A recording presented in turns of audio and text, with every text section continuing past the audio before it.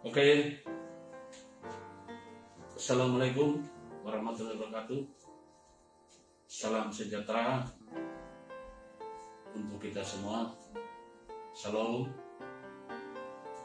Om Swastiastu, Namo Buddhaya.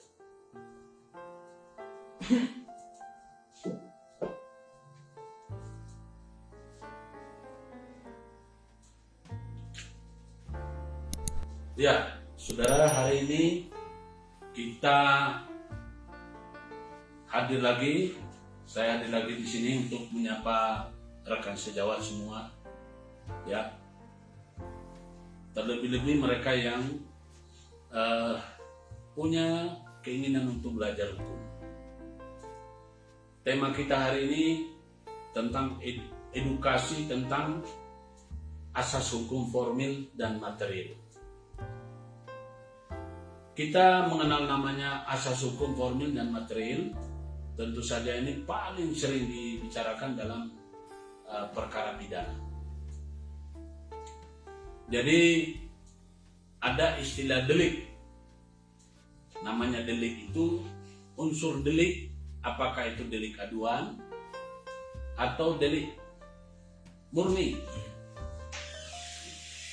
Jadi delik aduan itu adalah perkara-perkara yang merugikan orang lain, lantas bagi yang merasa dirugikan atau korban harus melapor, baru bisa diproses. Seperti apa?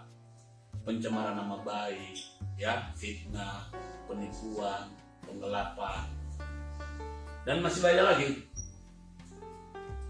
Jadi terhadap perkara yang delik aduan itu sudah jelas, delik aduan harus ada yang mengadu.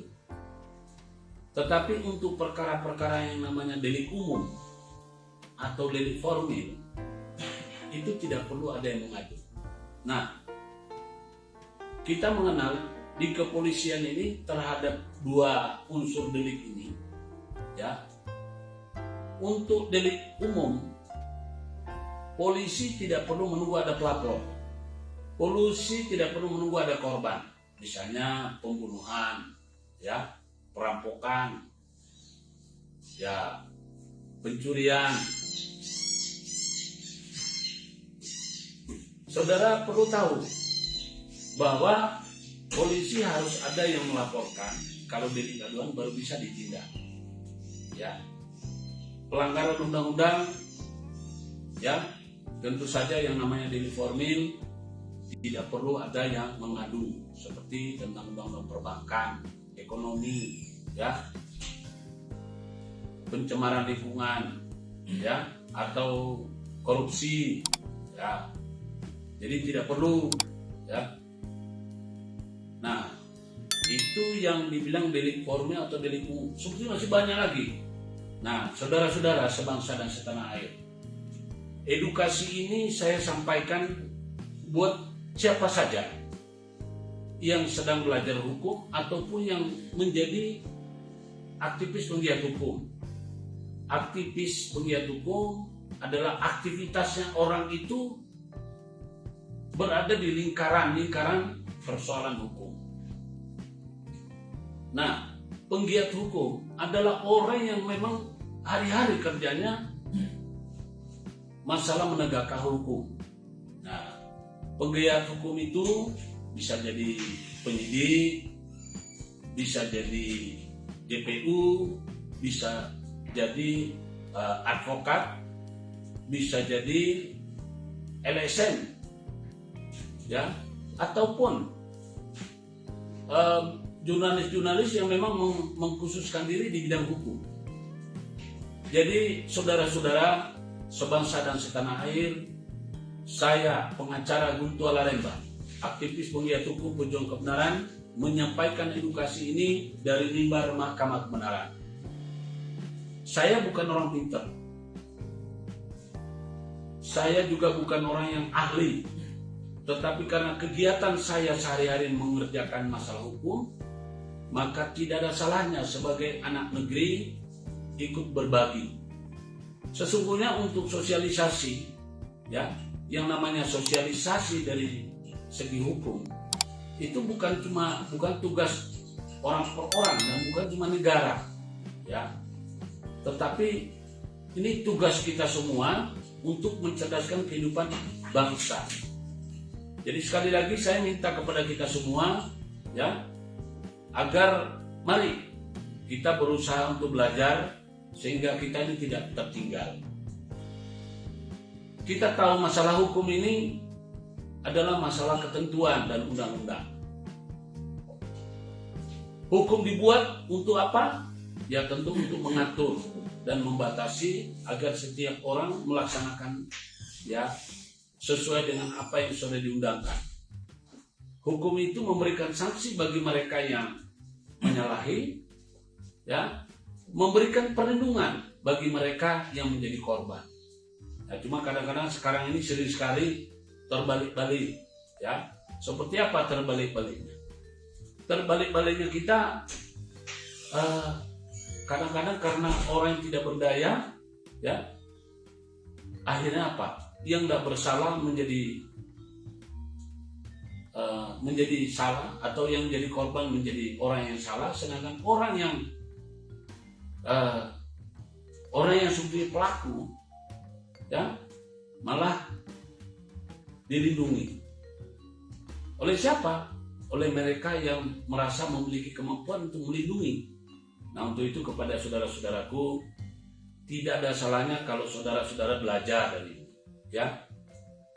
Belajar bahwa negara kita adalah negara hukum.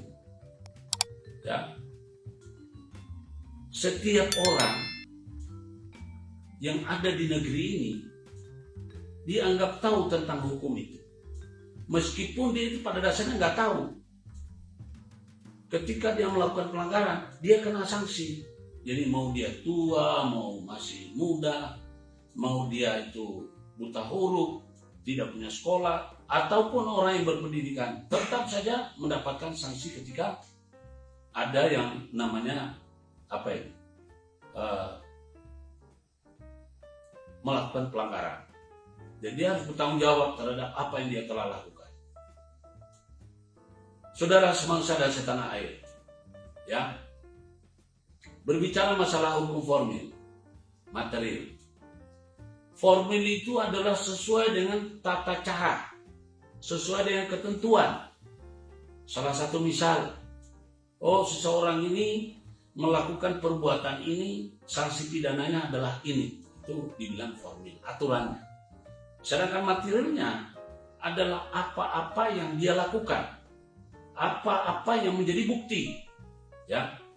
Nah, saya ingin memberikan kita contoh. Sebetulnya perkara pidana cuma ada dua, ya. Satu yang namanya delik aduan, yang kedua delik umum. Yang biasa dibilang delik formil. Nah, di dalam delik aduan itu harus ada korban yang mengadu, ada yang melapor. Dibilang kalau di kepolisian itu namanya form B. Sedangkan untuk delik formil atau delik umum, begitu seorang petugas kepolisian menyaksikan dan melihat ada perbuatan pidana di sana, maka polisi itu sendiri membuat laporan melalui form A. Nah, saudara sekalian, yang paling marah akhir-akhir ini kan masalah undang-undang ITE. Saudara, ini penting sekali buat rekan-rekan saya tahu. Itu di dalam hal delik aduan, ada pelaku tindak pidana yang diduga melakukan perbuatan itu dan ada korbannya. Ya. Nah, korban ini adalah merupakan korban subjek hukum. Subjek hukum itu adalah orang. Di dalam Undang-Undang ITE pasal 27 ayat 3 adalah subjek hukumnya orang. Ya, orang. Sedangkan untuk lembaga, ya, itu sudah dianulir oleh Mahkamah Konstitusi. Jadi kalau misalnya saudara-saudara, para media, wartawan, terutama advokat, LSM, dilaporkan oleh instansi pemerintah atau badan-badan pemerintah. Seperti apa? Dilaporkan oleh lembaga peradilan, dilaporkan oleh kepolisian, kejaksaan, atau instansi pemerintah, bupati, wali kota, apa, jadi kantor. Jadi misalnya kantor instansi Pemkot atau Pemkap, pemerintah kabupaten, maupun dari Pemprov, ya, itu adalah delik aduan yang tidak bisa diterima sebetulnya laporannya oleh polisi.